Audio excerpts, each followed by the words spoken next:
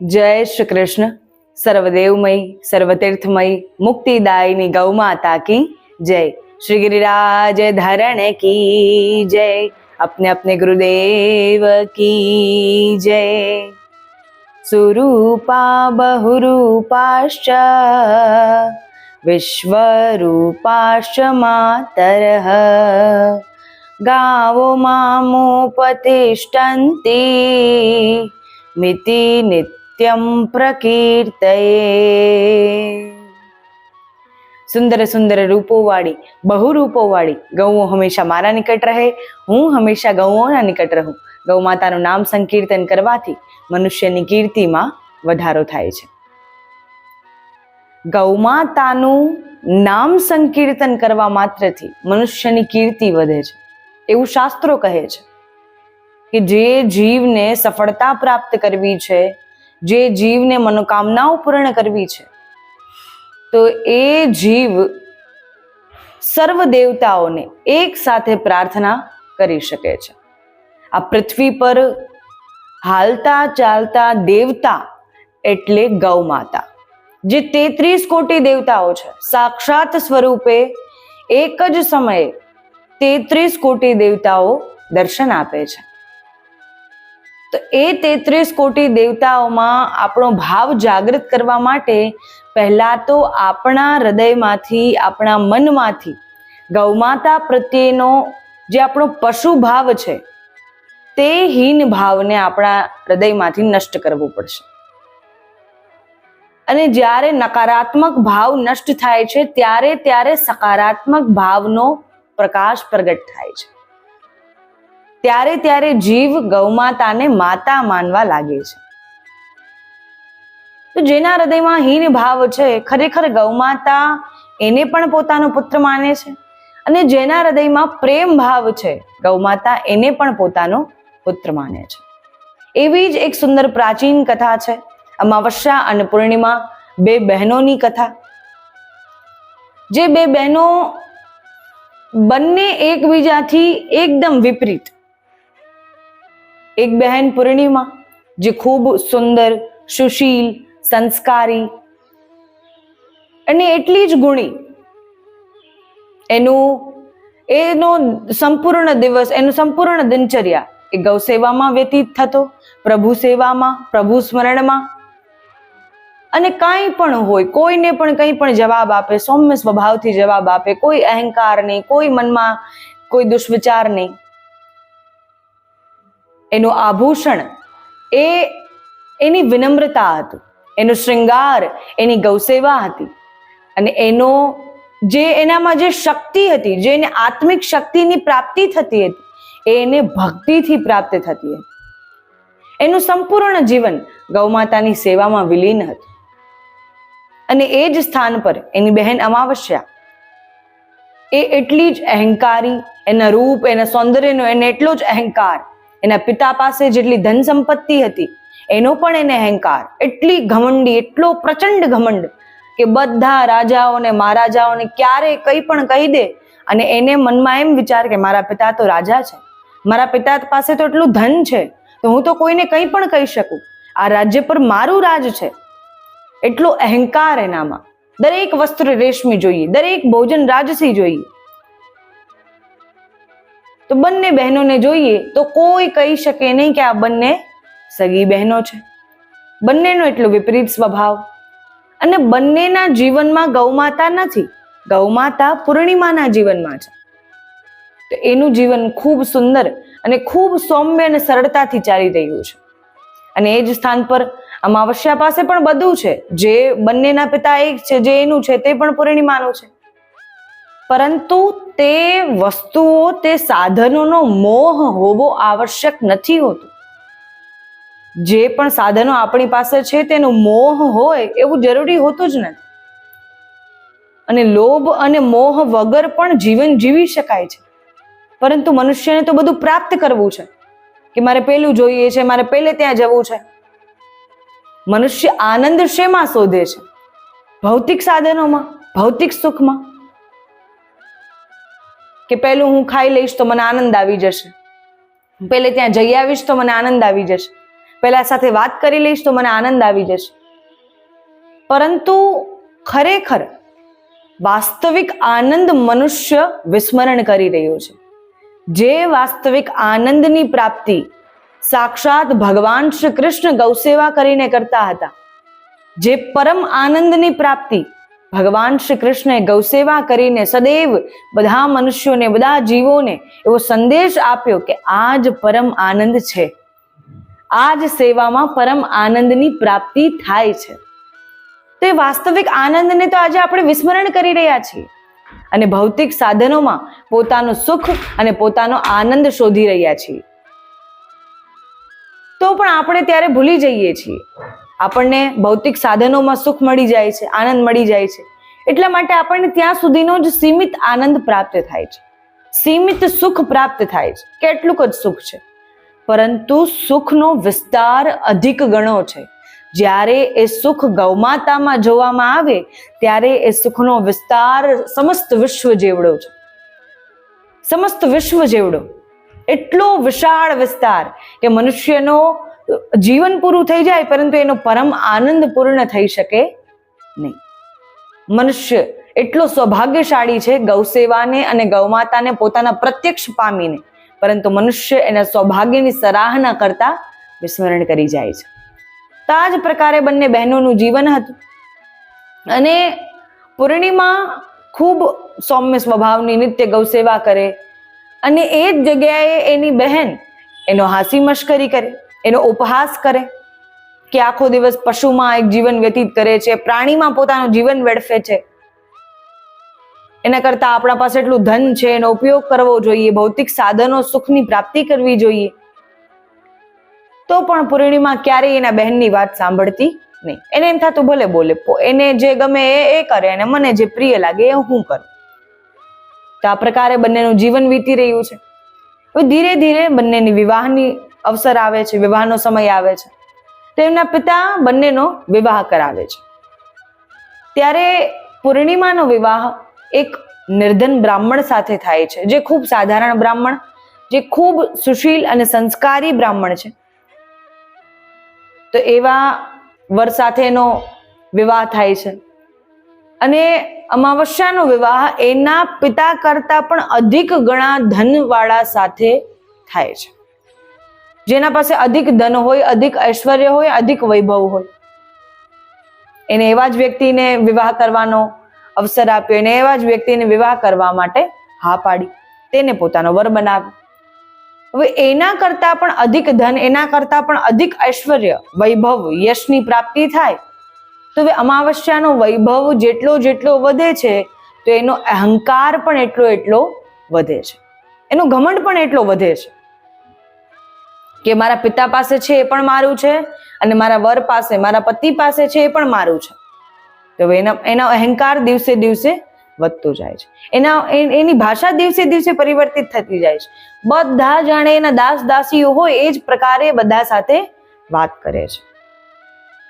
તો હવે એક સમયે જ્યારે પૂર્ણિમાના જીવનમાં આર્થિક તંગીઓ આવી, પૂર્ણિમા એનું વૈવાહિક જીવન જીવી રહી છે, અમાવસ્યા એનું વૈવાહિક જીવન જીવી રહી છે. તો પૂર્ણિમાના જીવનમાં ઘણી આર્થિક તંગીઓ છે, એમ કે ગૌમાતાઓનું પાલન પોષણ કરી રહી છે, પોતાનું, પોતાના પતિનું, ઘરનું પાલન પોષણ કરવું, કેટલા અનેક ખર્ચાઓ હોય, અનેક મોંઘવારીઓ હોય. તેમાં પૂર્ણિમા વિચાર કરે છે કે મારી બહેન મારા કરતા વધુ ઐશ્વર્યશાળી છે, મારા કરતા વધુ વૈભવશાળી છે, તો એમ કરું હું એની પાસે જઈને મદદ માંગુ, મારી બહેન છે મને મદદ કરશે. એવા વિચારથી એ એની બહેન પાસે જાય છે. એની બહેન અમાવસ્યા પાસે જાય છે અને એ ખૂબ મહેલોની જાણે રાની છે, જાણે મહેલોની એક મહારાણી હોય, મહેલોમાં રહેતી હોય અને ખૂબ સૌંદર્યવર્તી સ્ત્રી દેખાતી હોય. એવા મહેલોમાં જાય છે. હવે કેમ કે આ સાધારણ સ્ત્રી છે, પૂર્ણિમા એ સાધારણ તરીકાથી રહે છે, તો એ ત્યાં જાય છે. ત્યાં દૂરથી અમાવસ્યા પોતાની બહેન પૂર્ણિમાને આવતી જોવે છે અને એને દૂરથી જ ક્રોધ આવી જાય છે કે અરે આ મારી બહેન છે, તો આને અહીંયા આવવું છે તો પછી અહીંના પ્રકારે વસ્ત્રો ધારણ કરીને આવવા જોઈએ ને, કે મારી બહેન કોઈ એને જોઈને કહી શકે કે મારી બહેન એ લાગી શકે. એને દૂરથી જ ક્રોધ આવી રહ્યો છે.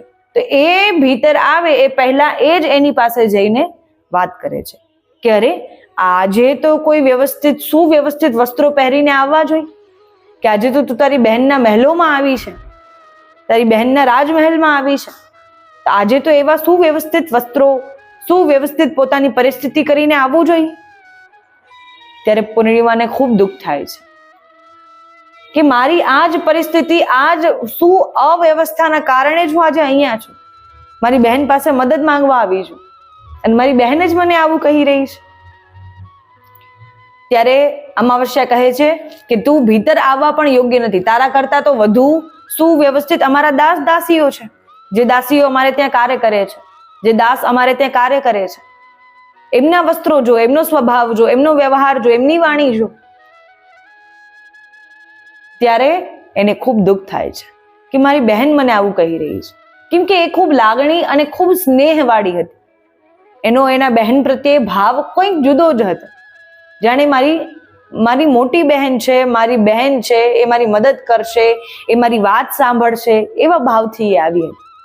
જેમ એક બહેનોમાં એક સંબંધ હોય છે એ પ્રકારે જ એને વિચાર હતો. ત્યારે એને ગૌશાળામાં મોકલી દે છે, કેમ કે પહેલાના જે રાજા મહારાજાઓ હતા ઘણા એ પ્રકારે પણ ગૌશાળા રાખતા કે કોઈ સાત્વિક જે રાજાઓ હોય એમની સાથે યુદ્ધ લડવામાં કાર્યમાં આવી શકે. કે આપણને ગૌશાળામાં કોઈ વધારે જિજ્ઞાસા નથી, ગૌમાતામાં જિજ્ઞાસા નથી, ગૌમાતા પ્રત્યે પ્રેમ ભાવ નથી, તો પણ ગૌશાળા લોકોને દેખાડવા માટે અને એવા પ્રલોભનથી કે આપણે યુદ્ધમાં વિજય પ્રાપ્ત કરી શકશું એટલા માટે ગૌશાળા નિયુક્ત કરવામાં આવતી હતી. આ પણ એક કારણ હતું. તો ત્યારે અમાવસ્યાએ એને ગૌશાળામાં મોકલી દીધી કે હમણાં હું આવું છું થોડી વારમાં, મારે અહીં કાર્ય છે, એ પૂરું કરીને હું ત્યાં જ આવું છું, તો ત્યાં સુધી ગૌશાળામાં બેસ. તે ગૌશાળામાં ગઈ. ત્યાં અમાવસ્યાના મહેલ પાસે જે ગૌશાળા હતી, તો હવે એ મનમાં વિચાર કરીને એમ મોકલી કે આ અહીંયા મહેલોમાં એક ક્ષણ પણ ઊભું રહેવા યોગ્ય નથી. એના વસ્ત્રો જોવો, એની હાલત જોવો, એની પરિસ્થિતિ જોવો, તો એ તો ગૌશાળામાં રહેવા યોગ્ય જ છે. અમાવસ્યાને એમ લાગતું હતું ગૌશાળા અર્થાત કોઈ એવી જગ્યા, એવું સ્થાન જે હંમેશા ગંદકી વાળું રહે છે, જે હંમેશા જ્યાં ગંદકી રહે છે, જ્યાં કોઈ સાફ સફાઈ કરવામાં આવતી નથી. હોય ને, સામાન્ય મનુષ્યને એમ લાગી શકે ગૌશાળા એ જ છે કે ગૌમૂત્ર હોય, ગોમય હોય, ગોબર હોય, જેમાંથી દુર્ગંધ આવે, એ મનુષ્યને એવું લાગી શકે. પરંતુ જે ગૌમાતાને પ્રેમ કરે છે તે ગોબરના, ગૌમૂત્રના ભલી ભાંતિ ફાયદાઓ જાણે છે અને તેની સુગંધ પણ જાણે છે. જેનો જેવો ભાવ હોય એને એવી ગંધ આવે, જેનો જેવો ભાવ હોય એને દુર્ગંધ આવે, જેનો પ્રેમ ભાવ હોય એને સુગંધ આવે, એને સોહરમ આવે, એના ફાયદાઓ દેખાય, એના લાભ દેખાય.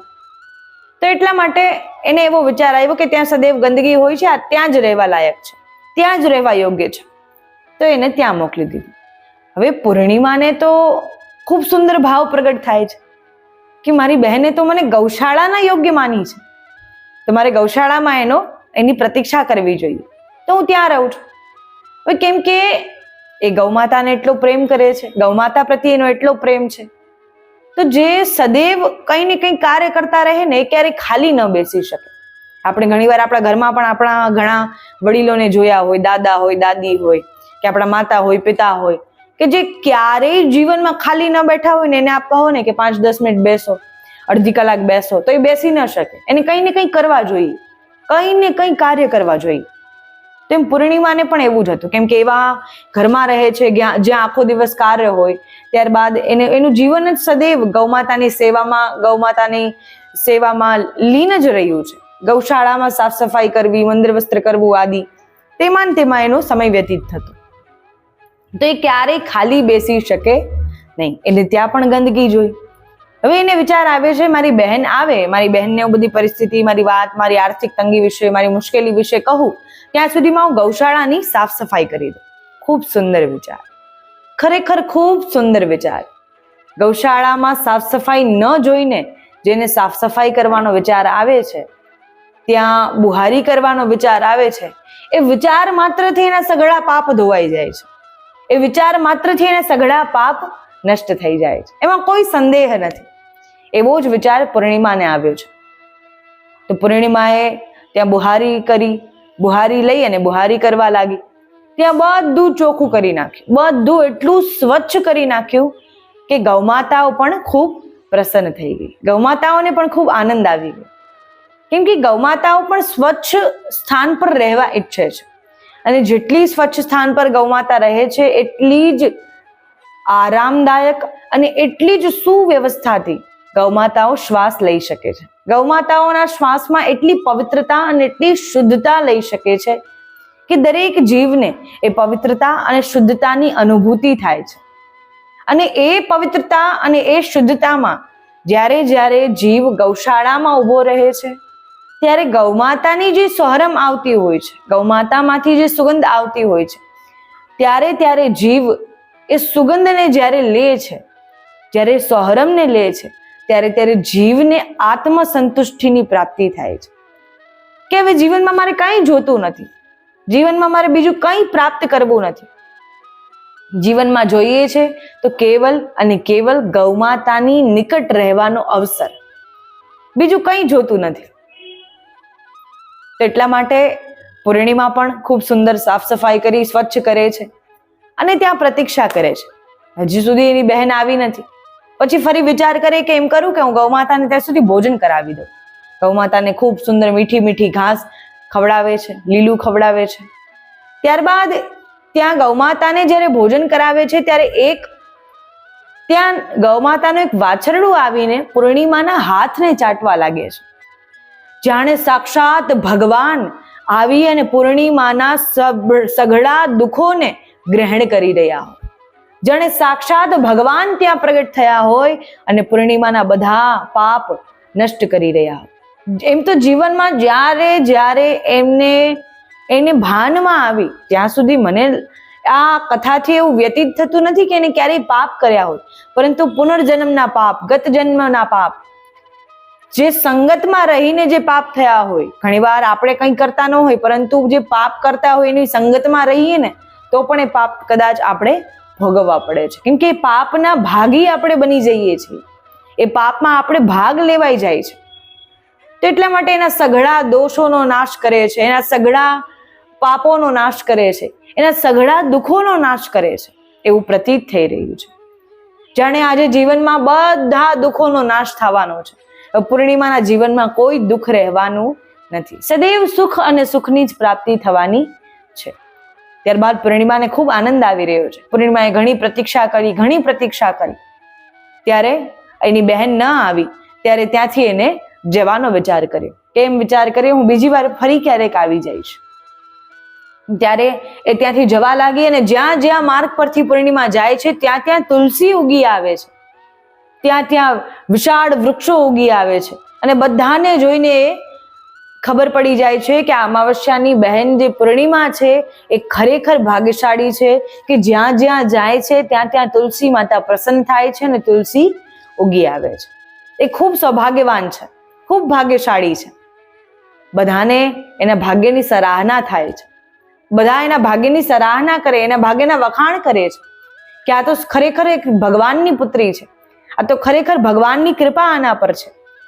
ત્યારે ઘેર જાય છે ત્યારે ખબર પડે છે કે એના ઘરમાં ખૂબ સુખ અને શાંતિનું વાતાવરણ છે.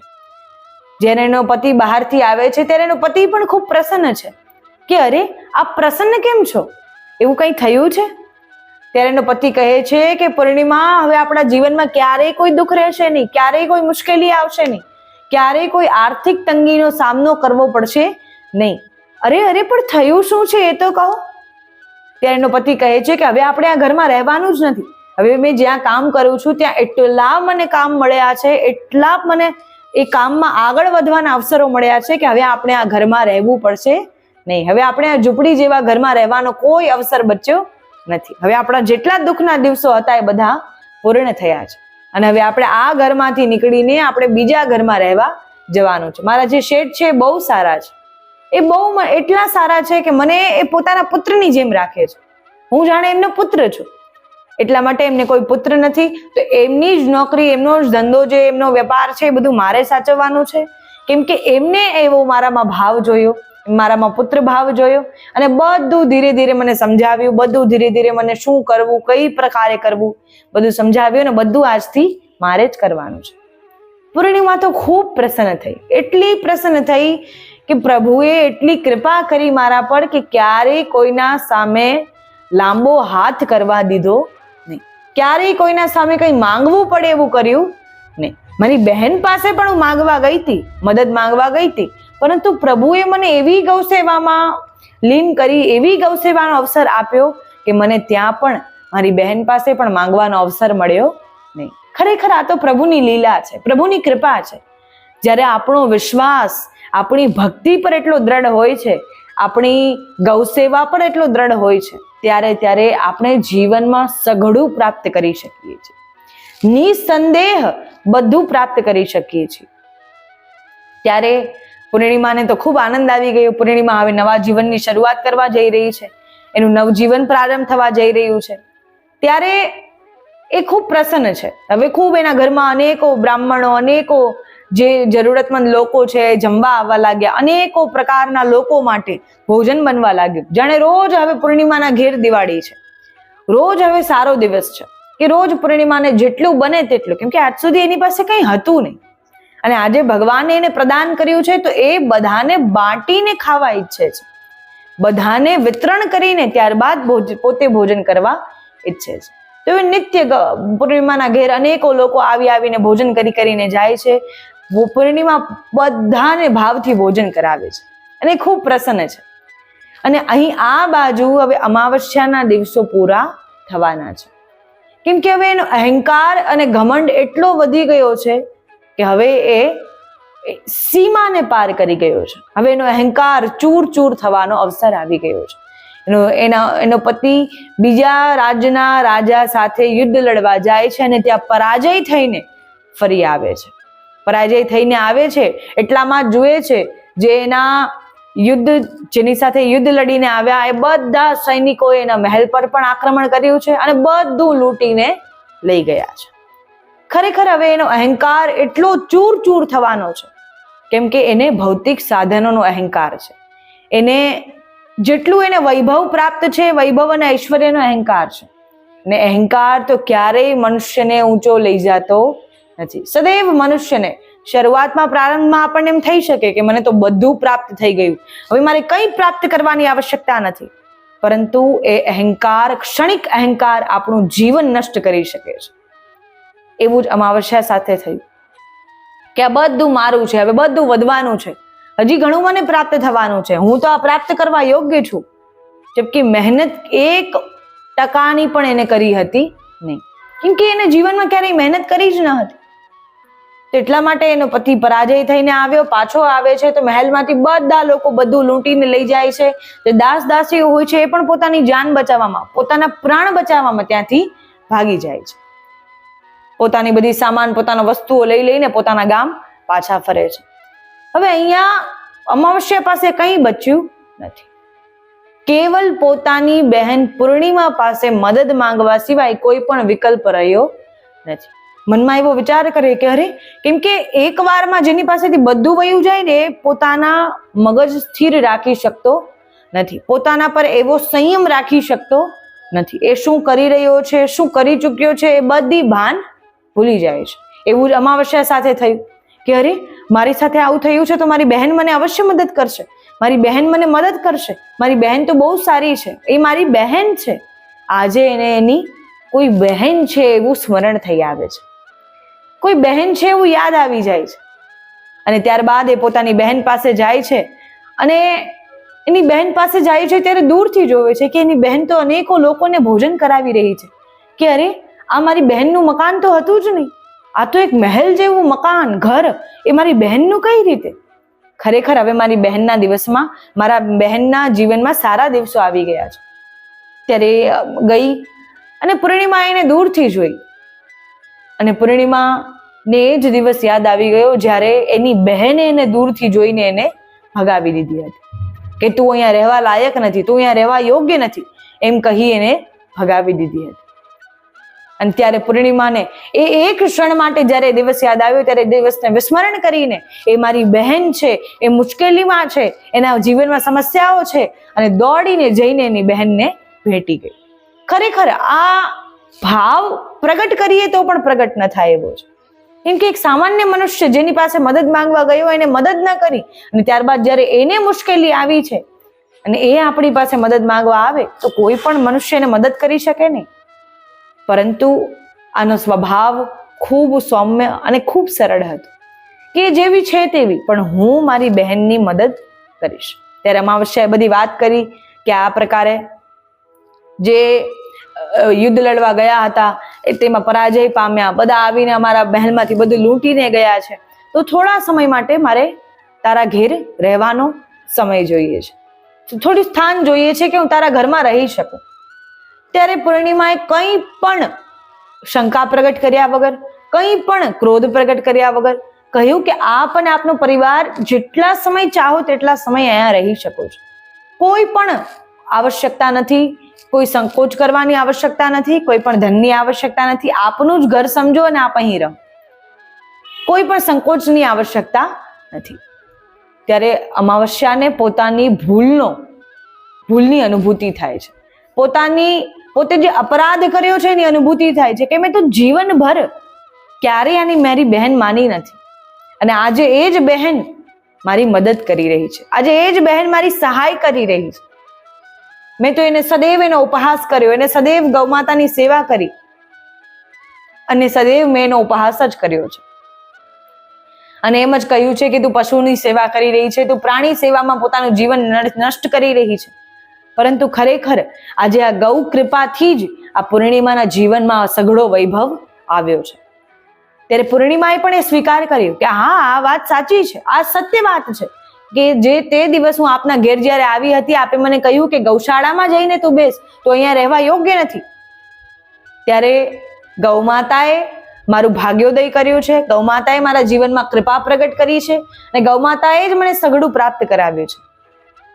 ત્યારે નકર તે દિવસ તો હું આપની પાસે મદદ માંગવા આવી હતી, પરંતુ ગૌમાતાએ મારા પર એટલી કૃપા કરી કે મને કોઈ પાસે મદદ માંગવાની આવશ્યકતા ન પડી. અને ગૌમાતા જ ખરેખર મારા જીવનની એવી શક્તિ છે કે મને સઘળું પ્રદાન આજે ગૌમાતાએ કર્યું છે. ત્યારે અમાવસ્યાને પોતાની ભૂલ સમજાણી, પોતે જે આજ સુધી અપરાધ પોતાની બહેન પ્રત્યે કર્યા છે સમજાણા, અને ત્યારબાદ એને ઘણી ક્ષમા માંગી કે મને ક્ષમા કરી દે બહેન, જ્યારે તને મારી આવશ્યકતા હતી ત્યારે હું તારો સાથ ના આપી શકી, પરંતુ આજે મને જ્યારે આવશ્યકતા છે તો તું મારી સાથે ઊભી છે. આ જ એક ભાઈ બહેનનો, બહેન બહેનનો સંબંધ હોય છે કે જ્યારે એક માર્ગ ભટકી જાય છે ત્યારે બીજાને એને માર્ગ બતાવવો આવશ્યક છે. એમાં કોઈ લડાઈ ઝઘડા કરવાની આવશ્યકતા નથી. વહુ આવી ગયા, જમાઈ આવી ગયા એટલે લડાઈ થઈ, ઝઘડો થયો, એ બધું એ લોકોના સામે રાખો, પરંતુ એકલામાં જે આપણો સંબંધ છે, એકાંતમાં જે આપણો સંબંધ છે, એને ક્યારેય નષ્ટ ન થવા દો. હું ખરેખર મારી એવી પ્રાર્થના છે ભાઈ ભાઈને, બહેન બહેનને, ભાઈ બહેનને, કે ક્યારેય આવા ભૌતિક સાધનોને લઈને ક્યારેય ઝઘડો ન કરો. ભાઈને જોઈએ છે આપી દો, બહેનને જોઈએ છે આપી દો. એક માર્ગ ભૂલી રહ્યો છે તો એ બીજાનો કર્તવ્ય છે કે એને માર્ગ પર લાવે, એને સમજાવે. ન સમજાવે તો સઘળું એને આપી દે, બધું આપની પાસે આવવાનું છે. કેમ કે જે જીવ આપવાની શક્તિ ધરાવે છે એ જીવની ક્યારેય કંઈ પામવાની આવશ્યકતા રહેતી નથી, કેમ કે આપીને સઘળું પામી ચૂક્યો છે, એને ક્યારેય કંઈ પામવાની અભિલાષાઓ રહેતી નથી. તો આ જ પ્રકારે પૂર્ણિમાએ સદૈવ પોતાના સઘળા જીવનમાં ગૌમાતાની સેવા કરી છે, ગૌ સેવા કરીને આટલા વૈભવને પ્રાપ્ત કર્યો છે. દુઃખમાંથી સુખમાં કઈ રીતે આવવું, દુઃખમાંથી પરમ આનંદની પ્રાપ્તિ કઈ રીતે કરવી, એ ખરેખર ગૌ સેવામાં રહીને જ લોકો સમજી શકે છે. તો આપ ગૌ સેવા વાળું જીવન જોઈ શકો છો અને ગૌ સેવા રહિત જીવન જોઈ શકો છો કે બંનેના જીવનમાં કેટલો તફાવત છે.